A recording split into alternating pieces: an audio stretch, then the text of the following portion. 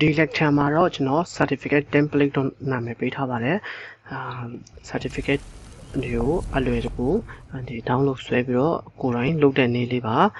ဆိုတော့နောက် video တွေမှာကျွန်တော်အချိန်ရရင်ဒီလိုကိုယ်တိုင် design ပေါ့နော်ကိုယ်တိုင် design လုပ်တဲ့နည်းလေးတွေကိုကျွန်တော်ပြောပြပေးတော့ပါမယ်ဒါဆိုရင်လာပလေးပေါ့နော်အမျိုး design လေးတွေဆွဲတဲ့နည်းတွေကိုကျွန်တော်ပြောပြပေးတော့ပါမယ်ဒီတစ်ခါတော့ကျွန်တော်အလွယ်လုပ်တဲ့နည်းပေါ့နော်သူတို့ template တွေချထားတဲ့ဟာကိုကိုယ်တိုင်ဘယ်လို download ဆွဲမလဲပေါ့နော်အဲ့မှာ new ကိုယူလိုက်ပါ new ယူပြီးတော့အဲ့မှာအများကြီးရှိပါတယ်အဲ့မှာ online တော့ဖြစ်ရပါမယ် online ဖြစ်မှအဆင်ပြေမှာပါ search for online template ဆိုတဲ့နေရာမှာ CERTI certificate ဆိုပြီးတော့ enter ခောက်လိုက်ပါ enter ခောက်ပြီးတော့သူက certificate template လေးတွေကြာလာပါလိမ့်မယ်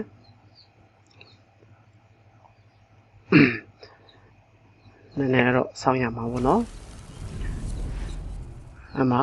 certificate လေးတွေတွေ့ရပါတယ်ကိုကြိုက်တဲ့ certificate လေးကိုနည်းနည်းလှတဲ့ဟာလေးရှာလိုက်မယ်ဗျအဲဆိုရင်ဒီကောင်ရိုးရှင်းရှင်းလေးနဲ့ဒီကောင်ဆိုလည်းရတယ်ပေါ့နော်ဒီကောင်လည်းလှပါတယ်ဒီကောင်လေးယူလိုက်မယ်ဗျဆိုတော့အမှ create ကိုနှိပ်လိုက်ပါ create ကိုနှိပ်ပြီးတော့အမှtemplate လေးရပြီပေါ့နော် template လေးရပြီဆိုရင်တော့ save လုပ်လိုက်ပါ save as ဆိုတော့ကျွန်တော်ဒီနာမည်အတိုင်းထားလိုက်မယ် certificate template ဆိုပြီးတော့နာမည်ပေးလိုက်မယ်အမှ replace ကိုလုပ်လိုက်မယ် okay ပါဆိုတော့ certificate template လေးရပါပြီဆိုတော့ကိုကြိုက်တဲ့ဟာဒီမှာပြင်ရုံပါပဲ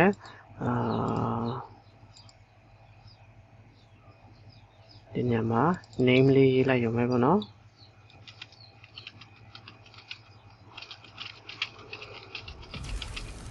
ကိုနာမည်ကိုရေးလိုက်ရုံပါပဲ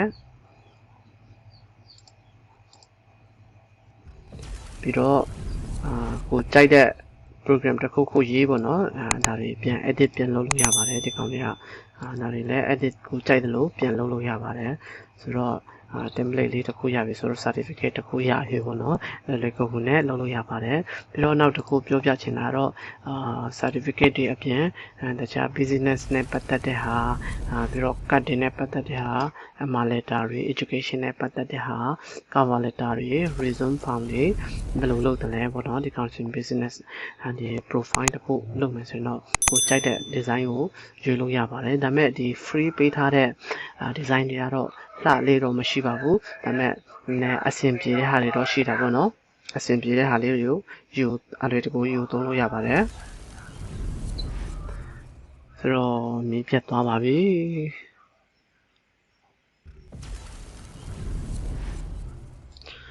ခုနကတော့မီးပြတ်သွားပြီပေါ့နော်ပြန်ပြီးတော့ဆက်လိုက်ရအောင်ဆိုတော့အမှ businessနဲ့ပတ်သက်တဲ့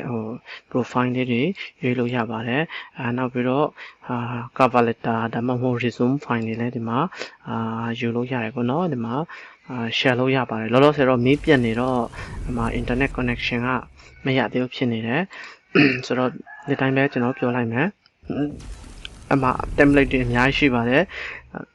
အဆင်ပြေတဲ့ design တွေကတော့ရှိလိမ့်မရှိပါဘူးနည်းနည်းရိုးရှင်းတယ်သုံးလို့တဲ့အဆင်မပြေတဲ့ဟာတွေများတယ်ပေါ့နော်သူတို့လည်း free ပေးထားဆိုတော့အဲ့မှာ online တွေမှာ Google မှာရှာကြည့်ပါကိုကြိုက်တဲ့ template ကိုဝယ်လို့ရပါတယ်ကိုကမဆွဲတတ်ဘူးဆိုတော့နော်နောက်ပိုင်း design နဲ့ပတ်သက်တဲ့lesson တွေပြီးတော့ design နဲ့ပတ်သက်တဲ့ဒီ course တွေတက်ရပါတယ်ဒါ basic ဆိုတော့ဒီလောက်သိတယ်ဆိုရင်တော့လုံလောက်ပါပြီဆိုတော့ခုနကတော့ဒါဟိုဟာလေးပေါ့နော်ဒီ certificate ကိုအလွယ်တကူဖန်တီးလို့ရပါတယ်လှတာတော့မဟုတ်ဘူးဗျဒါပေမဲ့သုံးလို့ရတဲ့အခြေအနေလေးတွေရှိပါတယ်ဒါတွေဆိုရင်တိတ်အဆန်းကြီးအလှကြီးမဟုတ်ပေမဲ့သုံးလို့ရတဲ့အခြေအနေမှာရှိပါတယ်ဆိုတော့ကိုယ့်အကူဖန်တီးတတ်မယ်လို့မျှော်လင့်ပါတယ်အားလုံးပဲကျေးဇူးတင်ပါတယ်